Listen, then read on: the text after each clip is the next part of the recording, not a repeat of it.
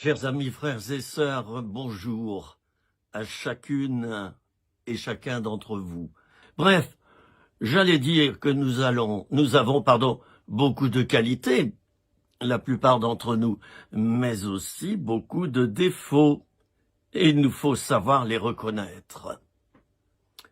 À l'heure actuelle, dans notre pays, nous vivons un très grand combat spirituel. Je rappelle que nous sommes à mi-janvier 2022.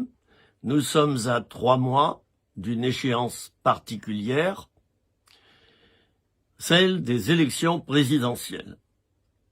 Alors ce qui me frappe également au travers de la Bible, c'est de voir, et de l'histoire de l'humanité, c'est de voir qu'un peuple a finalement le président ou le responsable national qu'il mérite.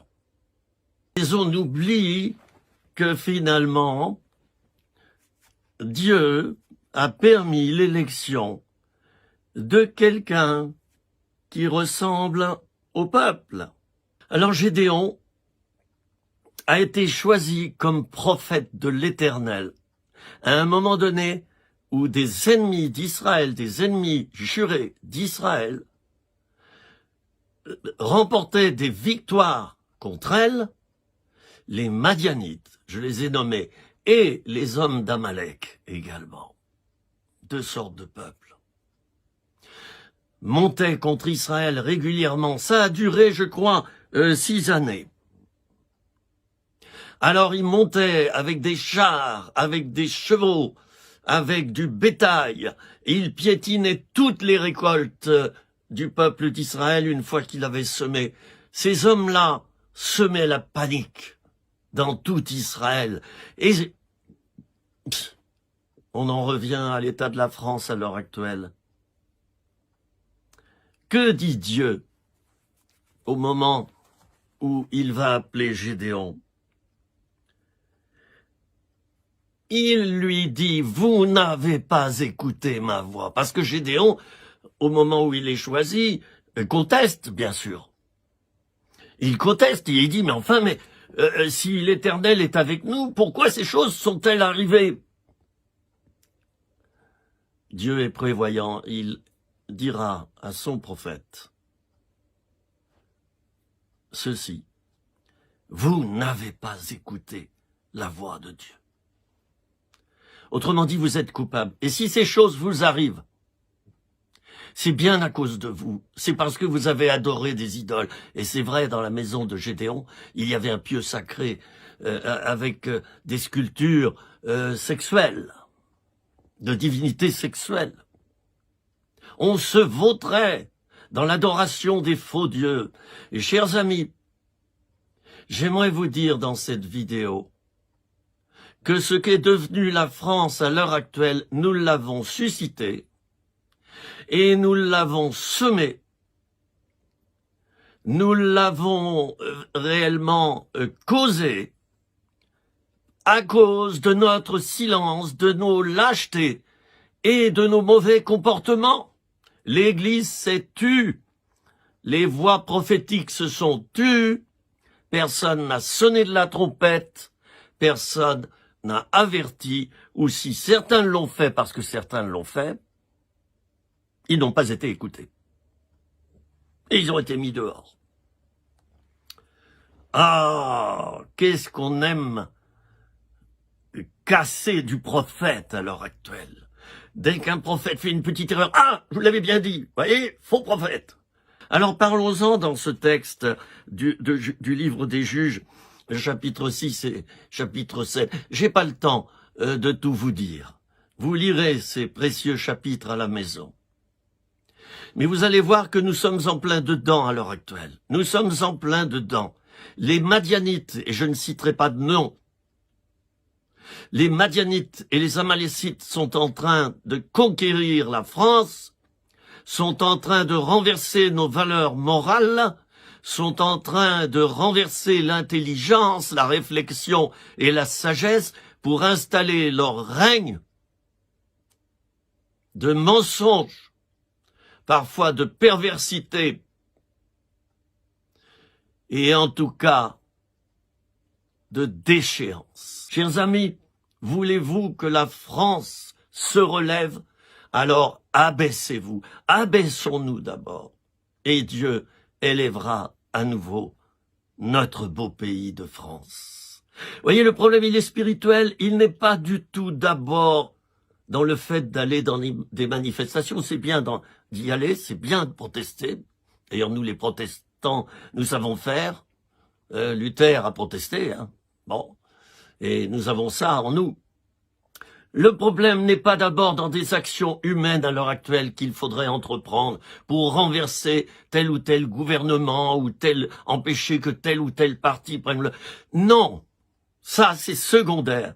Le problème, il est d'abord spirituel. Y a-t-il en France des hommes de Dieu, des femmes de Dieu qui passent du temps dans le jeûne et la prière, qui s'humilient et qui entraînent le peuple à faire de même? Il faudrait que toutes les églises tombent à genoux maintenant. Jeûne et prie.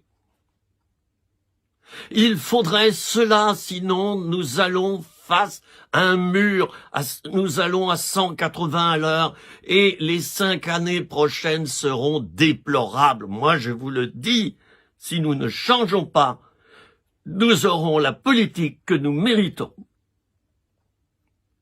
Et là, Dieu éclaire face à Gédéon. Et il dit donc ceci: vous n'avez pas écouté ma voix. Voilà la réponse. Tu t'étonnes de ce qui se passe. Tu t'étonnes des récoltes qui sont détruites. Tu t'étonnes qu'Israël est en perte dans tous les domaines. Vous n'avez pas écouté ma voix. Chers amis, écoutons-nous la voix des prophètes à l'heure actuelle?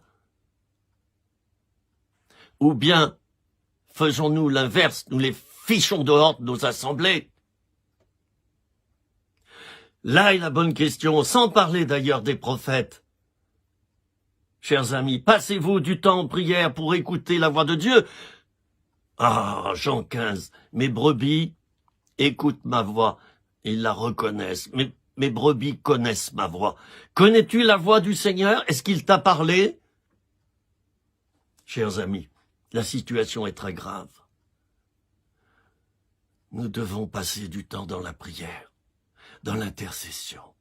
Mais d'abord, nous devons laver notre linge sale. Celui qui est dans mon cœur, dans notre cœur, dans ton cœur, mon ami. Fais le grand nettoyage. Exhorte ton Église à entrer dans la repentance. Si tu es pasteur ou serviteur de Dieu, moi je te parle direct. Promulgue un temps de repentance qui durera pendant de longues semaines. Et Dieu écoutera. Nous avons toujours à l'origine d'une victoire biblique, une victoire retentissante, un homme, Moïse, Gédéon, etc., etc. Jésus. Un homme, je vais dire un être humain, parce que ça peut être une femme, qui écoute la voix de Dieu. Dieu a-t-il trouvé en France un ou plusieurs hommes qui écoutent la voix de Dieu et qui peuvent diriger le peuple pour les amener à la repentance? C'est une question ouverte. Et Dieu a dit, voilà, les 300 qui sont avec toi, tu les mettras autour du camp. Ils auront chacun une cruche, un flambeau et une trompette. D'ailleurs, c'était pas des trompettes, c'était des cornes. Hein, c'était des cornes. Voilà, pas d'armes. J'allais dire pas de fusil d'assaut, pas d'arc, pas de flèche, pas d'armes, pas de canon. Les 300 hommes entourent le camp et Gédéon leur dit bien, vous ne ferez que ce que je fais. Vous voyez le rôle de la soumission, hein, à un prophète, du moins celui qui a la parole du Seigneur et qui sait la décoder, la détecter. Alors, il fait nuit, il est 22 heures. Les 300 hommes s'approchent du camp de Madian. Là-dedans, il y en a du monde. 135 000. Ça en fait du bruit, hein. Il y en a beaucoup qui commencent à s'endormir. Ces 300 hommes ont chacun une cruche, un flambeau caché dedans. Le flambeau était allumé, et on avait mis la cruche par-dessus pour pas qu'on voie le flambeau encore. Et ils avaient donc une corne retentissante. Mes amis, bénissons, ne maudissons pas, et sachons que c'est seulement par des cœurs brisés, contrits, humiliés, qui se mettront en prière, qui jeûneront, qui se mettront à l'écart. C'est seulement dans un climat comme cela que nous pourrons changer la France. Et lisez beaucoup la Bible ces temps-ci, et surtout, passons du temps dans la repentance, chers amis. Arrêtons de rendre coupables les autres. Sentons-nous coupables. Quand je dis coupable, je parle pas là d'être revêtu d'un sentiment de culpabilité nocif et destructeur, mais de ressentir vraiment cet esprit de repentance. Je suis responsable de ce qui se passe en France en ce moment, Seigneur. Nos églises sont responsables parce qu'elles se sont tues. Elles n'ont rien dit. Et on trouve dans la Bible, et je crois que c'est dans le livre des Proverbes ou dans l'Ecclésiaste, ouvre ta bouche pour le muet. Nos églises se sont tues lâchement, n'ont pas fait de communiqué, n'ont pas dénoncé le mal pour plaire aux autorités. Jésus ne mangeait pas de ce pain-là. Les prophètes n'ont pas mangé de ce pain-là.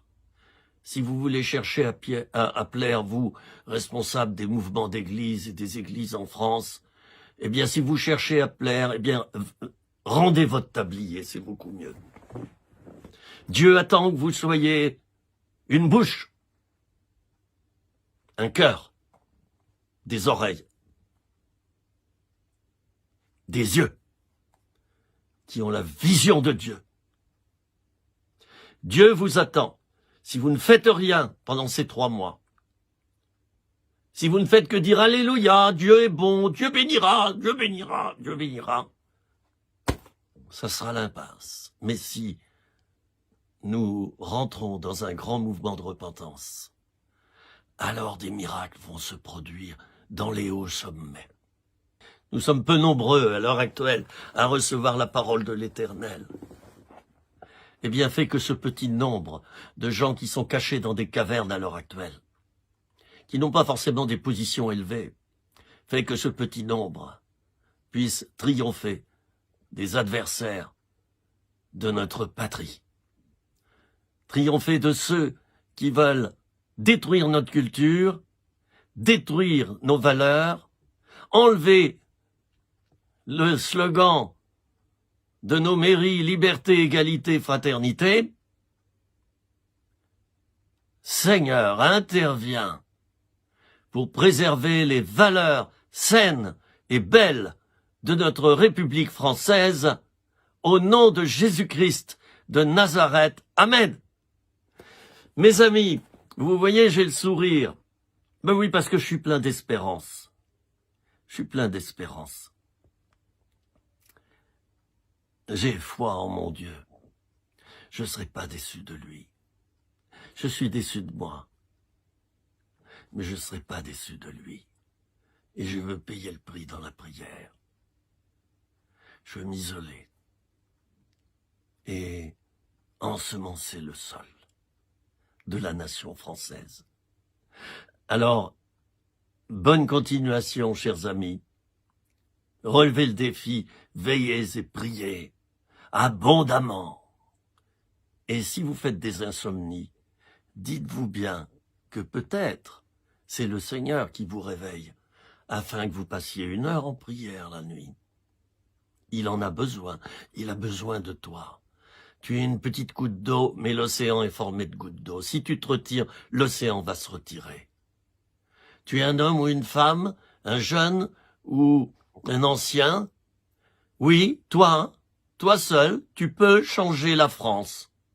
Si tu es fidèle, si tu sais écouter Dieu, eh bien, ton action, ajoutée à celle de centaines d'autres, fera la différence. Alors vas-y.